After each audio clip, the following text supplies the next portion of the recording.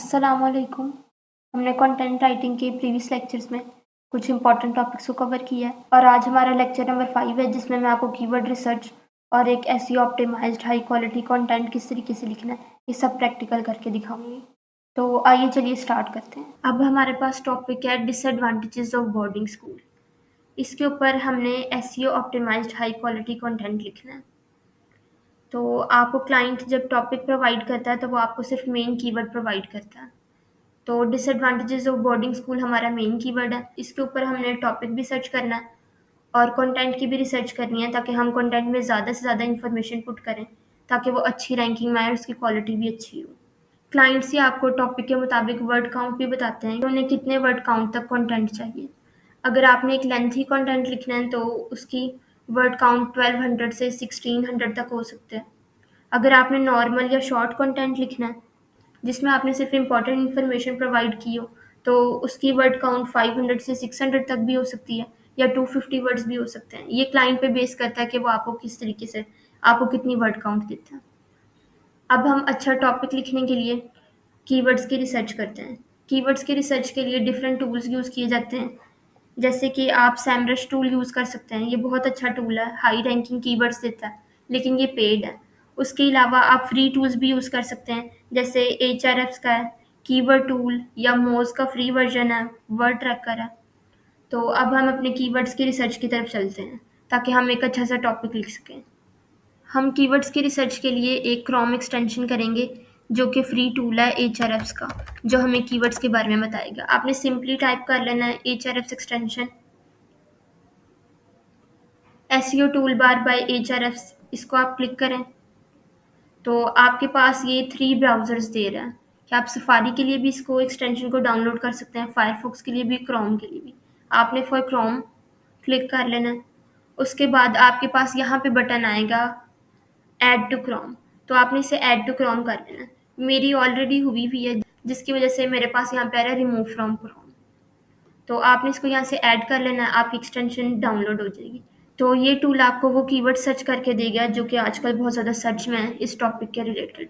अब हम अपने प्राइमरी कीवर्ड को सर्च कर लेते हैं, डिसएडवांटेजेस ऑफ बोर्डिंग स्कूल। अब जैसे ही मैंने सर्च किया है तो इस टूल की वजह से ये अब हमें वो कीवर्ड्स दिखा रहा है जो बहुत ज़्यादा सर्च किए गए हैं। इसमें 20 डिसएडवांटेजेस ऑफ बोर्डिंग स्कूल है, 10 disadvantages of boarding school, disadvantages of boarding school ऐसे, advantages and disadvantages of boarding school. ऐसे ये इस टॉपिक से रिलेटेड तमाम मेन सर्चेस आपको दिखा रहा है। इसके अलावा हम कुछ दूसरे टूल्स भी देख सकते हैं जो कि फ्री हैं। आप यहाँ पे टाइप कर सकते हैं कीवर्ड रिसर्चर। जब आप कीवर्ड रिसर्चर सर्च करेंगे तो ये आपको काफ़ी सारे टूल्स के रिजल्ट शो करवाएगा। हमने एचआरएफ टूल की एक्सटेंशन तो पहले से ही कर ली है। उसके अलावा आप यहाँ पे मोज टूल इस्तेमाल कर सकते हैं जो कि फ्री है। आप यहाँ पे अपना मेन कीवर्ड लिखें और बाद में इससे रिलेटेड ये आपको सर्च करके दे देगा जो भी आपके कीवर्ड्स होंगे। यहाँ से आप अपना कंट्री भी सिलेक्ट कर सकते हैं। फॉर एग्जांपल कोई क्लाइंट है जो कि अपना कंटेंट यूनाइटेड स्टेट्स के रिजल्ट्स में ज़्यादा हाई शो करवाना चाहता है तो आप यहाँ से अपना कंट्री भी सिलेक्ट कर सकते हैं अपने क्लाइंट के मुताबिक। तो आप फाइंड कीवर्ड्स देखते हैं ये हमें क्या रिजल्ट्स दिखाता है। अब इसने हमारे मेन कीवर्ड से रिलेटेड हमें तमाम सर्चेस का रिजल्ट यहाँ पे दे दिया और इनका सर्च वॉल्यूम भी साथ में शो करवा दिया। आप इसका फ्री वर्जन के अलावा पेड वर्जन भी ले सकते हैं, उसके लिए आपको पे करना पड़ेगा। उसके अलावा आप यहाँ से वर्ड ट्रैकर, आप ये टूल भी इस्तेमाल कर सकते हैं। इसमें भी हम पुट करके देख लेते हैं अपना कीवर्ड।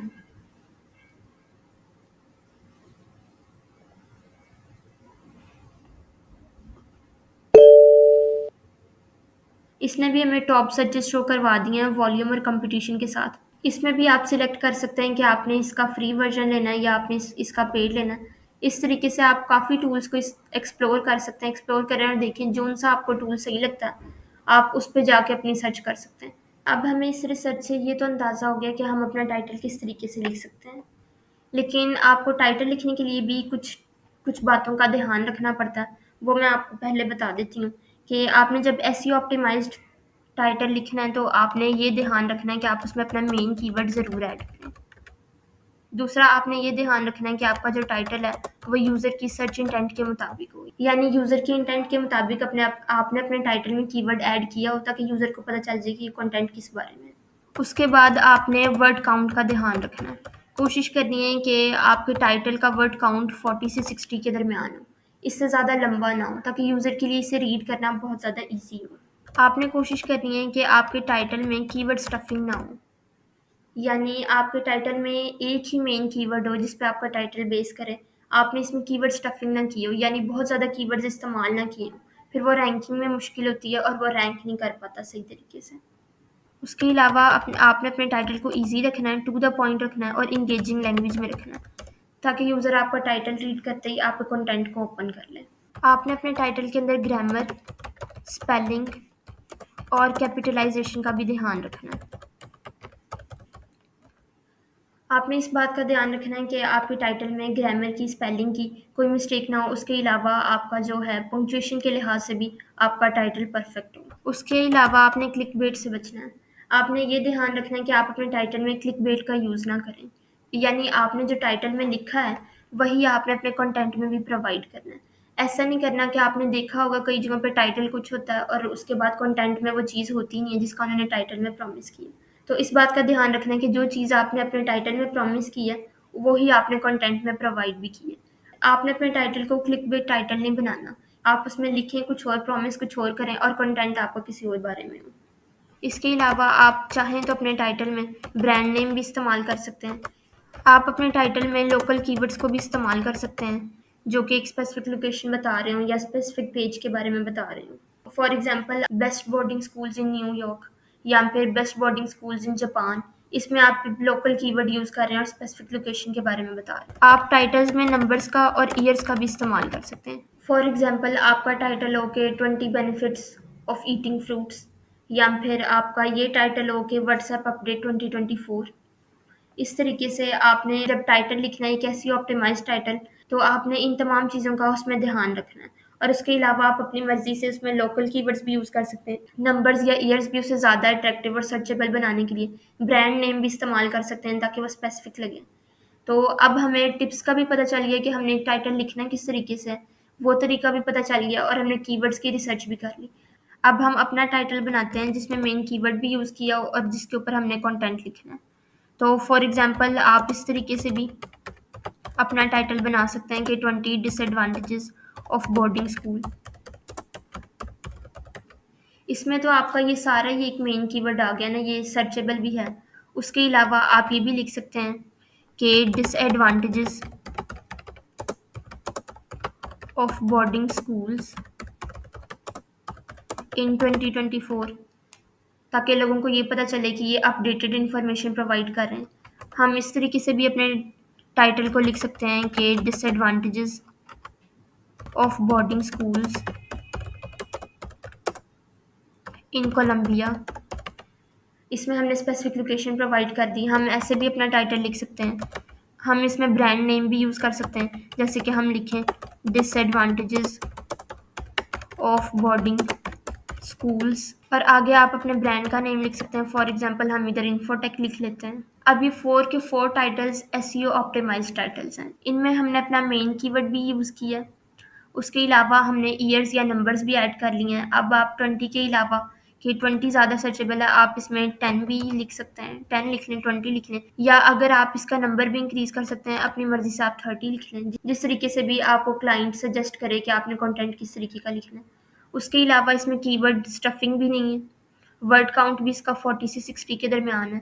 उसके अलावा ये टाइटल हाईली इंगेजिंग भी है, इजी लैंग्वेज में भी है। इसमें ग्रामर की, स्पेलिंग की भी कोई मिस्टेक नहीं है। कोई क्लिक बेट भी नहीं है कि हम बाहर कुछ और प्रॉमिस कर रहे हैं और हमारे कंटेंट में वो चीज़ है ही नहीं। और ब्रांड नेम भी हमने यूज़ कर लिए, लोकल कीवर्ड्स भी यूज़ कर रहे हैं, नंबर एंड ईयर्स भी यूज़ कर लिए। तो इस तरीके से ये 4 मैंने आपको यहाँ पे बना के दिखाए हैं एसईओ ऑप्टिमाइज्ड टाइटल। अब हम इसमें से सिलेक्ट कर लेते हैं कि हमें कौन सा चाहिए। तो मैं यहाँ पे यूज़ करूँगी 15 डिसएडवांटेजेस ऑफ बोर्डिंग स्कूल्स 2024। अब मैंने अपना टाइटल इस तरीके से बनाया है कि मैंने इसमें ईयर्स का यूज़ भी कर लिया है और मैंने इसमें नंबर्स का यूज़ भी कर लिया है, और मेरा ये short and concise engaging title है। और इसमें हमने मेन कीवर्ड को भी अपने इस्तेमाल कर लिया। अब हमें मेन कीवर्ड भी मिल गया और टॉपिक भी मिल गया। 15 डिसएडवांटेजेस ऑफ बोर्डिंग स्कूल्स। अब इसकी हम आउटलाइन बनाते हैं। आउटलाइन बनाने में सबसे पहले हमने कीवर्ड रिसर्च करनी है। हमारी कीवर्ड रिसर्च हो चुकी है। हमने कंटेंट की इंफॉर्मेशन निकालनी है, यानी हमने टॉपिक को सर्च करना है कि इसमें क्या क्या चीज़ें आ सकती हैं, इसमें कौन कौन सा कंटेंट आ सके, आप अपने कंटेंट को यूनिक बना सकें और उसमें हर वो चीज़ प्रोवाइड कर सकें जो ज़रूरी है। हमने अपने कंटेंट को एसईओ फ्रेंडली भी बनाना है। इसके लिए हम कीवर्ड्स को यूज़ करेंगे, हम सर्च इंटेंट का ध्यान रखेंगे ताकि हमारा कंटेंट सर्च इंटेंट के मुताबिक हो। हम ये ध्यान रखेंगे कि इसकी रीडेबिलिटी गुड हो, यूज़र को पढ़ने में आसानी हो, इसमें ग्रामर और स्पेलिंग की कोई मिस्टेक ना हो, इसके अंदर मीडिया हमने उससे रिलेटेड पिक्चर्स या वीडियोस यूज़ की हों, और उसके अलावा हमारा कंटेंट यूनिक और ओरिजिनल हो। हमारे कंटेंट में प्लेजरिज्म ना हो और यह 100% ह्यूमन रिटर्न हो। लास्ट पे हमने अपने कंटेंट को प्रूफ रीड करना है ताकि हम ये देख सकें कि इसमें कोई मिस्टेक तो नहीं है, ये इंगेजिंग है, इसमें कीवर्ड्स किस तरीके से इस्तेमाल हुए हैं और इसकी रीडेबिलिटी कैसी है, ये सर्च इंटेंट के मुताबिक है या नहीं। ये हमारी आउटलाइन क्रिएशन है जो हमने कंटेंट लिखना है उसकी। अब हम अपने टॉपिक को सर्च कर लेते हैं ताकि हम जाके देख सकें कि इंटरनेट पे उसके बारे में क्या क्या इन्फॉर्मेशन मौजूद है। तो यहाँ पे हमने अपने टॉपिक को सर्च कर लिया। यहाँ पे हमें ये टूल इससे रिलेटेड सर्चेबल कीवर्ड्स दिखा रहा है जो टॉप सर्चेज हैं। यहाँ से अब हम कंटेंट्स को ओपन कर लेंगे ये एनालाइज करने के लिए कि इन्होंने क्या क्या इन्फॉर्मेशन प्रोवाइड की है ताकि हम अपना कंटेंट अच्छे तरीके से लिख सकें और ऐसा कंटेंट लिख सकें जिसमें ओवरऑल सारी इन्फॉर्मेशन प्रोवाइड हो। तो हम यहाँ की टॉप रिजल्ट्स को हम ओपन कर लेते हैं। तो यहाँ पे कंटेंट को एनालाइज कर लेते हैं। अब इन्होंने इंट्रो इस तरीके से लिखा है कि इन्होंने इंट्रो की भी हेडिंग बना दी है, what is a boarding school, और नीचे उन्होंने एडवांटेजेस प्रोवाइड कर दिए हैं और उसके अलावा उन्होंने डिसएडवांटेजेस भी दे दिए हैं बोर्डिंग स्कूल के। उसके अंदर है home sickness, insufficient family support, limited freedom, high price, social influence, और उसके बाद कंक्लूजन। अब देखिए यहाँ पे इन्होंने FAQs भी दिए हुए हैं। अब इन्होंने FAQs किस तरीके से दिए हैं ताकि लोग इस टॉपिक के बारे में जो जो क्वेश्चंस भी सर्च करते हैं उनका आंसर भी उन्हें यही मिल जाए। तो आप भी इस तरीके से अपने टॉपिक के मुताबिक नीचे FAQs का सेक्शन बना सकते हैं।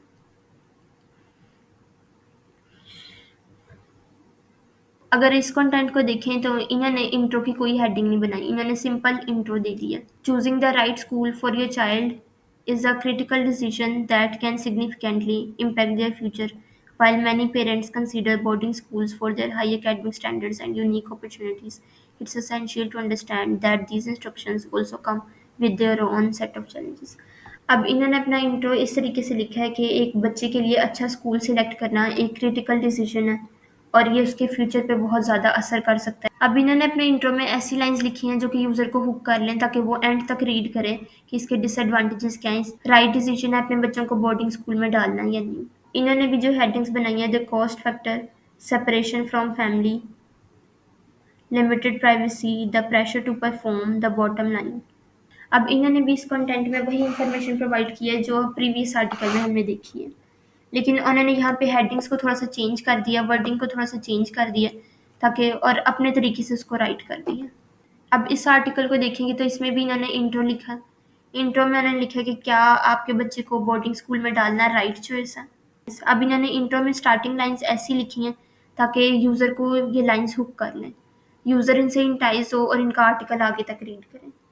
अब इस टॉपिक से रिलेटेड इन्होंने तकरीबन तमाम इम्पॉर्टेंट इन्फॉर्मेशन यहाँ पे दे दी है कि वाई चूज़ बोर्डिंग स्कूल, इसका भी आंसर इन्होंने दे दिया।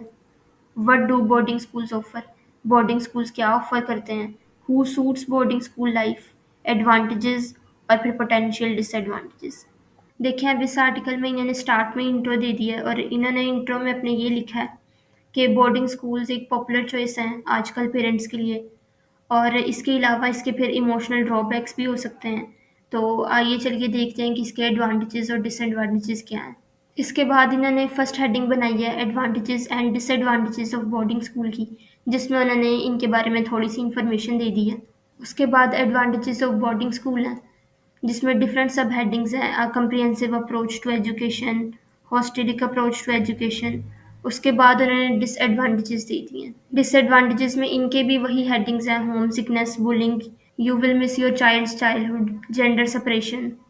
और उसके बाद उन्होंने भी इस टॉपिक से रिलेटेड कुछ एफएक्यूज दे दिए हैं। डिफरेंट आर्टिकल्स को एनालाइज करने से हमें ये पता चल गया है कि इस टॉपिक में क्या क्या इन्फॉर्मेशन हमें डालनी है, किस किस टाइप का कंटेंट, कैसी कैसी हेडिंग्स हमें बनानी है।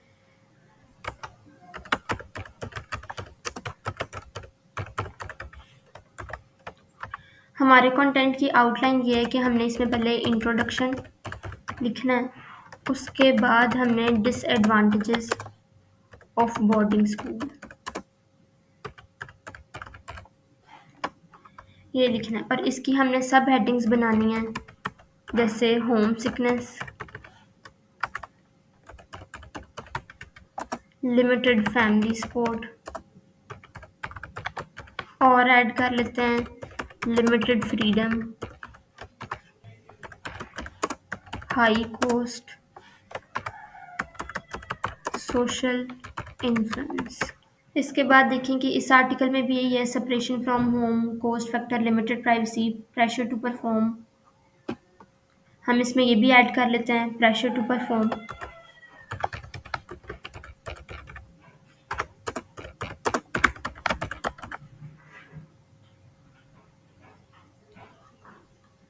उसके बाद बॉटम लाइन, और ये वाला हमारा आर्टिकल ही पूरा हो गया।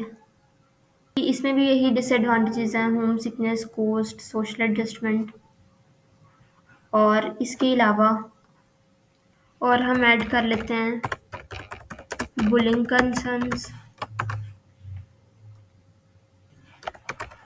और जेंडर सेपरेशन।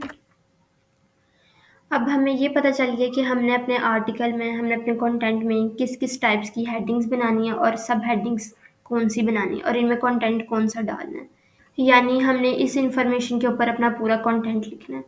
अब हमने इस कंटेंट को अपनी क्रिएटिविटी से लिखना है और कोशिश करनी है कि हम इसमें फुल इंफॉर्मेशन प्रोवाइड कर दें इस टॉपिक के बारे में। अगर आपको कोई पॉइंट ऐसा लगता है जो इम्पॉर्टेंट तो है लेकिन इतना इम्पॉर्टेंट नहीं है कि उसे हेडिंग बनाया जा सके, तो आप उसके लिए एफएक्यू सेक्शन ऐड कर सकते हैं। जैसे हम भी अपनी एफएक्यू सेक्शन भी यहाँ पे ऐड कर लेते हैं, जिसमें हम लिखेंगे व्हाट आर बोर्डिंग स्कूल्स, और ऐड कर लेंगे कि बोर्डिंग स्कूल्स स्कॉलरशिप देते हैं या नहीं।